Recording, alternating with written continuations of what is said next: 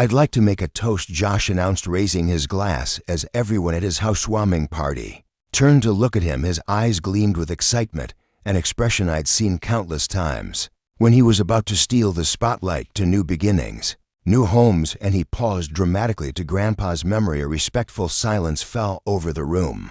Our grandfather had passed away just 4 days ago, and the wound was still fresh for all of us. I raised my glass along with everyone else, quietly honoring the man who had meant so much to me. "Speaking of Grandpa," Josh continued, setting his drink down on the coffee table, "I have an announcement to make." I watched as he reached into his pocket and pulled out an envelope, slightly worn at the edges. My heart skipped a beat. There was something about the way he glanced at me that made me uneasy.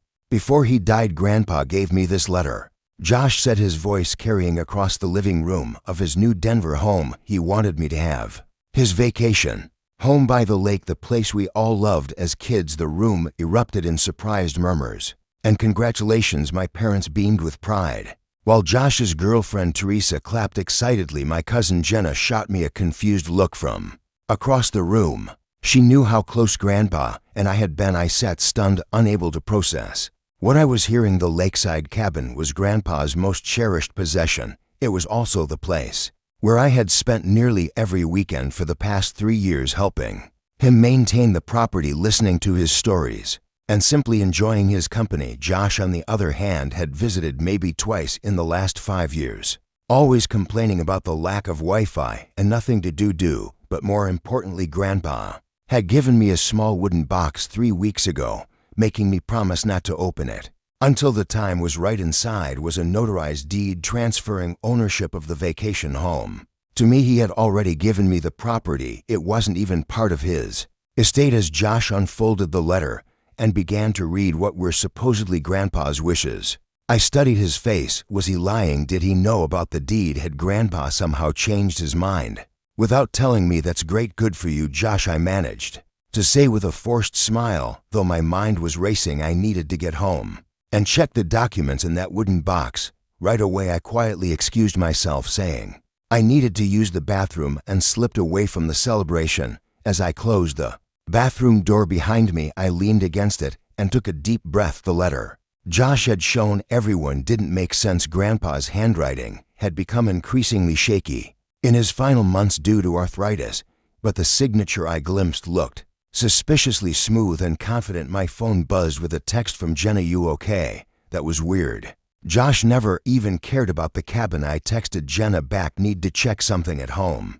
Can you cover for me?" Say I got called into work. Within minutes, she had made my excuses to the family, and I slipped out the back door while everyone was still fawning over Jay's inheritance. The drive to my apartment felt surreal. Street lights blurred as memories of Grandpa flooded my mind, teaching me to fish off the dock, pointing out constellations in the clear mountain sky, laughing at my terrible attempts to skip stones across the lake. The vacation home wasn't just property. It was where our most precious memories lived. It was our special place where Grandpa had taught me about resilience, patience, and finding joy in simple things.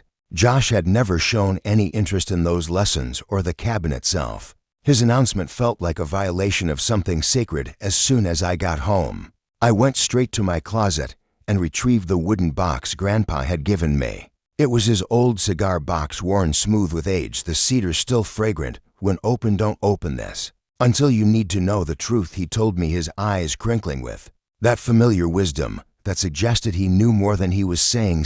My hands trembled as I lifted the lid. Inside lay several neatly folded documents, a sealed envelope with my name written on it, and a small brass key I recognized immediately.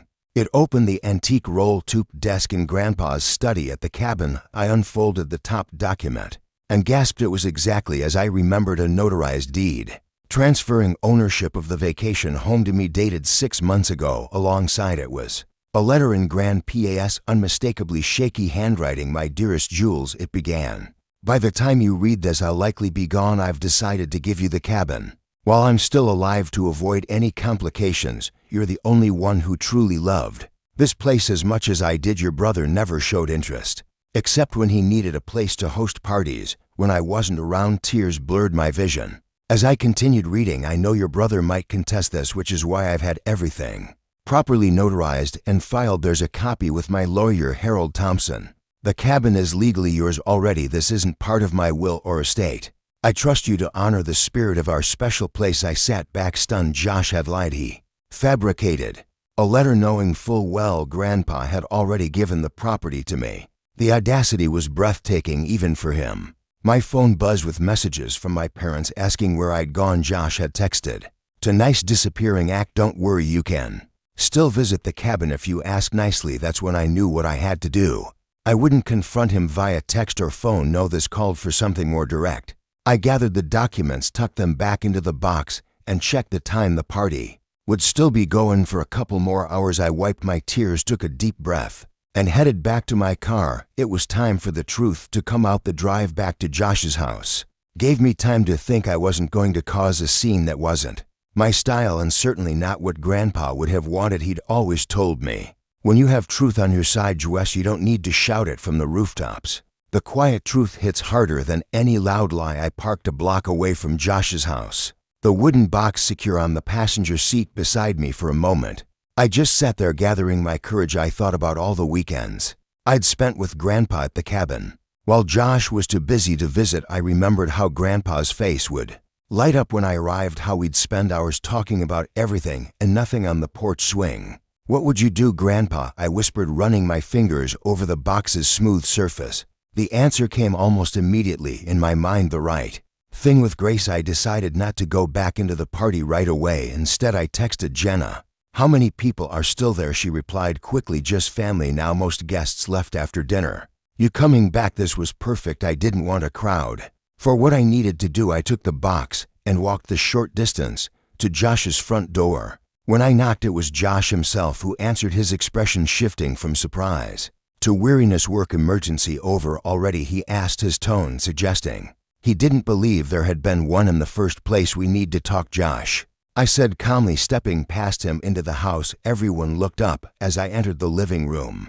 My father was examining what must have been Josh's letter more closely, while my mother was already discussing renovation plans for the cabin with Teresa. Jenna sat quietly in the corner, watching the scene with obvious discomfort. "Jules is back," my mother announced unnecessarily. "We were just discussing Josh's wonderful news about the cabin." "Actually," I said, setting the wooden box down on the coffee table, "that's what I wanted to talk about." Josh's eyes locked onto the box, recognition flickering across his face. "What's that?" he asked, though I could tell from his expression that he had a good idea. "Something Grandpa gave me 3 weeks ago." I explained, keeping my voice level. "He asked me not to open it until the time was right." I looked directly at Josh. "I think that time is now." Before Josh could protest, my father leaned forward with interest. "What is it, Jules?" I opened the box and carefully removed the notarized deed and Grandpa's letter. 6 months ago, Grandpa legally transferred ownership of the vacation home to me," I said, laying the documents on the table for everyone to see. "It's already mine. It's not part of his estate, or will." The room fell silent. My mother's mouth dropped open while my father picked up the deed with a furrowed brow. Josh stood frozen, his face draining of color. "This is notarized," my father confirmed, examining the document. "And this is definitely your grandfather's signature." "That's impossible," Josh finally sputtered. "Grandpa gave me the letter. He wanted me to have the cabin." "May I see that letter again?" I asked, extending my hand toward my father. He handed it over, and I placed it side by side with Grandpa's handwritten letter from my box. The difference was stark and obvious. The handwriting on Josh's letter was an attempt at imitation, but it lacked the telltale shakiness caused by Grandpa's arthritis. The signature was too perfect to control. "Josh," my mother said slowly, still her voice barely above a whisper, "did you forge this letter?" His silence was answer enough. Josh's silence stretched uncomfortably before he finally broke it, his voice a mixture of defiance and desperation. "You don't understand. It's not fair that she gets everything." "Everything?" I echoed, genuinely confused. What are you talking about?" "You were always Grandpa's favorite," Josh said, his words rushing out like water through a broken dam. "Always visiting him, always helping him, always the perfect grandchild." The rest of us barely got a look in. My father cleared his throat, clearly uncomfortable with the direction the conversation had taken. "Josh, regardless of how you feel, forging your grandfather's signature is serious. Let me see those, my mother interjected, reaching for both letters. She compared them side by side, her expression shifting from disbelief to disappointment. Oh, Josh, she sighed. How could you do this? Teresa slowly stood up, her face pale. I think I should go, she murmured, avoiding Josh's pleading look as she gathered her purse and headed for the door. Wait, Teresa, this isn't what it looks like. Josh called after her, but she was already gone, the front door closing firmly behind her. The room fell silent again. Jenna caught my eye and gave me a small supportive nod. She had always seen through Josh's antics, even when our parents couldn't. I don't understand, my father said finally, turning to Josh. Why would you announce something like this without even checking if it was true? The will reading isn't until next week. Josh's face flushed with anger and embarrassment. I found out about the deed, he admitted. I was at Grandpa's lawyer's office last week asking about the estate, and Thompson mentioned that the cabin wasn't part of it because it had already been taken care of. He wouldn't tell me more because of client confidentiality, but I knew what it meant. I thought if I announced it first, maybe what my mother pressed, maybe Jules would just let you have it. Maybe everyone would believe me instead of her for once. Josh snapped, his voice rising. Maybe I could have something that mattered to Grandpa. To do, his words hung in the air, revealing a jealousy deeper than I had realized. I felt a twinge of sympathy. Despite everything, had he really felt that excluded from Grandpa's life? Josh, I said quietly, Grandpa invited you to the cabin countless times. You always said you were too busy because I felt like an intruder, he shot back. By the time I realized what I was missing, it was too late. You'd had your special bond, your inside jokes, your traditions. There was no room for me. My father shook his head, disappointment evident in his expression. That doesn't justify lying to the entire family, son. Josh slumped into a chair, the fight seemingly draining out of him. So what happens now?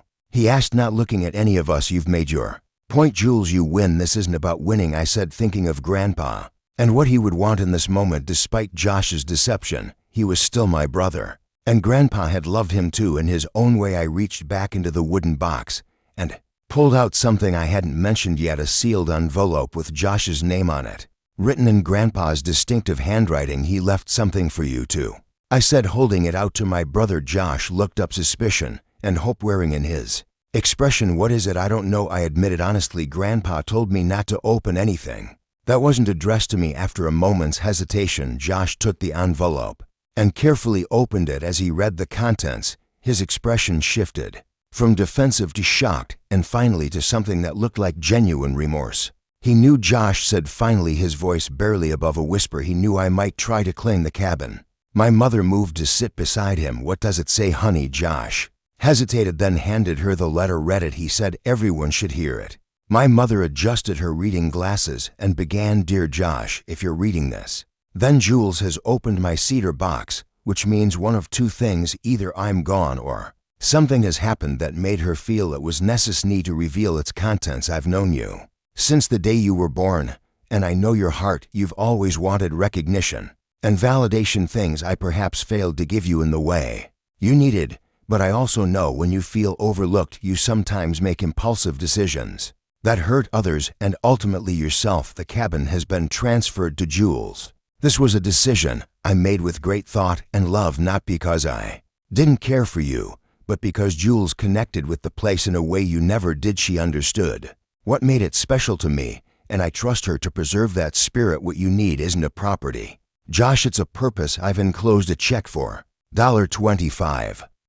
Use it to start something meaningful. Find what makes your heart come alive, the way the cabin does for Jules. Maybe it's that business idea you mentioned last Christmas, or perhaps something else entirely. I hope someday you'll understand that this isn't about favorites or fairness. It's about recognizing different paths for different hearts. Jules will keep the door open for you at the cabin, I have no doubt, but your future lies in building something of your own with love and hope. Grandpa. When my mother finished reading, there wasn't a dry eye in the room. Josh sat with his head bowed, the check clutched in his trembling hand. He saw right through me. He murmured, even from the grave. My father moved to place a comforting hand on Josh's. Should older, your grandfather was a perceptive man. Josh looked up at me, really looked at me. Perhaps for the first time in years. I'm sorry, Jules. I had no right to try and take what was already yours. The words seemed to cost him, but they also sounded sincere. I nodded, not quite ready to offer forgiveness, but acknowledging his apology. "There's something else in the box," I said, reaching for it again. I pulled out a small photo album and opened it to reveal pictures spanning years Josh and me as children at the cabin building sand castles by the lake, roasting marshmallows. With Grandpa at the fire pit. He kept this in his desk at the cabin, I explained, turning pages to show more recent photos. "He never stopped hoping you'd come around, Josh." My brother stared at the photos, emotion washing over his face. "I really messed up, didn't I?" Yes. I agreed, not sugarcoating it. "But Grandpa obviously thought you could do better." The room fell silent again, but it was a different kind of silence. Contemplative rather than tense, sad rather than angry. The evening had taken a turn. None of us had expected, laying barriers of complicated feelings and unspoken resentments. Jenna, who had been watching silently, finally spoke up. "So what happens now?" If was the question hanging in the air for all of us. "What do you do after a moment of painful truth? How do you move forward from betrayal and revelation?" I closed the wooden box, feeling the weight of responsibility Grandpa had placed on me, not just for the cabin, but perhaps for healing our family too. "Now," I said quietly, "we try to honor what Grandpa wanted for both of us." The gathering broke up soon after my parents left, with concerned glances back at Josh, clearly torn between disappointment in his actions and worry for his well-being. Jenna gave me a quick hug before heading out, whispering, "Call me tomorrow." And then it was just Josh and me in his new house. The celebratory atmosphere completely evaporated. Josh moved around his kitchen, mechanically making coffee. Neither of us really wanted. The silence between us felt heavy with all the years of competition and misunderstanding. "I didn't plan it," he said, finally setting a mug in front of me. "The forgery, I mean. When I found out about the deed, I was angry, hurt. I made the letter that same night, not really thinking I'd use it then." "Why did you?" I asked, wrapping my hands around the warm mug. Josh stared into his coffee as if it might hold answers. "When everyone was here tonight celebrating my new house, I wanted more, something bigger to announce. It just came out." He looked up, his expression vulnerable in a way I rarely saw. "I've always been jealous of what you had with Grandpa. You could have had it too," I pointed out, not unkindly. "He wanted that, I know that now," Josh admitted, "but I was too proud, too stubborn to see it." Then he hesitated, then asked, "What are you going to do with the cabin?" It was the question I'd been asking myself since Grandpa had given me the deed 6 months ago. "Keep it as it is. Mostly it needs some repairs, but I don't want to change its character." Josh nodded, looking relieved. "That's good. It should stay the way Grandpa loved it." I studied my brother, this person I'd grown up with but sometimes felt I barely knew. "You're welcome there. You know, anytime." His eyes widened slightly in surprise. "Even after what I did, the cabin was meant to bring family together, not drive us apart," I said, echoing what I believed Grandpa would have wanted. "That doesn't mean I'm not still angry or that I trust you completely right now. But the door is open." Josh seemed to understand the qualified olive branch for what it was. "Thank you." We sat in silence for a few more minutes, sipping coffee that had already gone cold. The night had been exhausting emotionally and physically, and there was still much to process. "I should go," I said finally, standing up. "It's been a long night." Josh walked me to the door. Before I left, he asked, "Do you think Grandpa knew this would happen, the showdown over the cabin?" I thought about the careful preparation Grandpa had made, the notarized deed, the separate letters, his instructions to me about when to open the box. "I think he hoped it wouldn't," I answered honestly, "but he was prepared in case it did." Josh shook his head, a rude smile on his face. He always was 3 steps ahead of everyone else, that he was. I agreed as I drove home, the wooden box secure on the seat beside me. Once more, I felt a curious mixture of emotions: sadness for the pain of the evening, relief that the truth was out, and a tentative hope that maybe, just maybe, this could be a turning point for Josh and me. The cabin keys felt heavy in my pocket, not just metal, but the weight of responsibility and memory. Grandpa had trusted me with something precious, and I intended to honor that trust. But maybe there was room for Josh in that picture too, if he was willing to meet me halfway tomorrow. I decided I would drive up to the cabin, sit on the porch swing, watch the light change over the water, and perhaps feel Grandpa's presence one more time, guiding us toward healing. Even in his absence, the cabin looked exactly as I remembered it: weathered cedar siding, emerald green shutters, and the wide porch that wrapped around 3 sides of the structure. As I pulled into the gravel driveway, the early morning sun cast long shadows through the pines, creating patterns across the ground that seemed to welcome me home. I sat in my car for a moment, taking it all, and this was mine now, not just a building or a piece of property, but a sanctuary filled with memories and whispers of the past. I could almost see Grandpa in his favorite rocking chair, baseball cap pulled low over his eyes as he dozed in the afternoon light. The cabin key slid into the lock. With a familiar resistance, you had to jiggle it just right. A quirk Grandpa had refused to fix because he claimed it kept out the riffraff inside. Everything was just as he'd left it: books stacked on the side table, fishing gear organized meticulously in the corner, the faint scent of pipe tobacco lingering in the air despite his doctor's orders to quit smoking years ago. I moved through the room, slowly trailing my fingers along furniture that had been in our family for generations. The stillness was peaceful rather than oppressive, as if the cabin itself was holding its breath, waiting to see what would happen next. My phone buzzed in my pocket. A text from Jenna. "How's the cabin? Your mom called me this morning. Josh is a wreck." I typed back, "Cabin's perfect, not sure how to feel about Josh yet." Another message followed quickly. "He's been calling everyone, trying to explain himself. Your parents are still pretty upset." I wasn't surprised. The fallout from last night's revelations would take time to settle. Trust once broken couldn't be mended overnight. Setting my phone aside, I walked to the large picture window overlooking the lake. The water sparkled in the morning light, serene and unchanging despite the human drama unfolding around it. "I'm here, Grandpa," I whispered to the empty room. "I'll take good care of it, I promise." 3 weeks passed before Josh reached out. His text was simple: "Can we talk at the cabin?" Maybe. I deliberated for a day before responding with a time and date. Part of me wasn't ready to share this space with him yet, but Grandpa's voice kept echoing in my mind. "Holding grudges makes the heart heavy, Jules. Sometimes forgiveness is more for you than for them." When Josh's car pulled up the following Saturday, I was sitting on the porch swing nursing a cup of coffee. He approached slowly, looking more subdued than I'd seen him in years. "This place hasn't changed at all," he said, glancing around. "That's the idea," I replied, gesturing to the chair across from me. He sat down, fingers drumming nervously on his knees. "I've been thinking about what to say for weeks, but everything sounds inadequate. Try anyway," I suggested. "Neither cold nor particularly warm." Josh took a deep breath. "I'm sorry, not just for the forgery, but for everything, for being jealous of your relationship with Grandpa, for resenting you when I should have been looking at my own choices."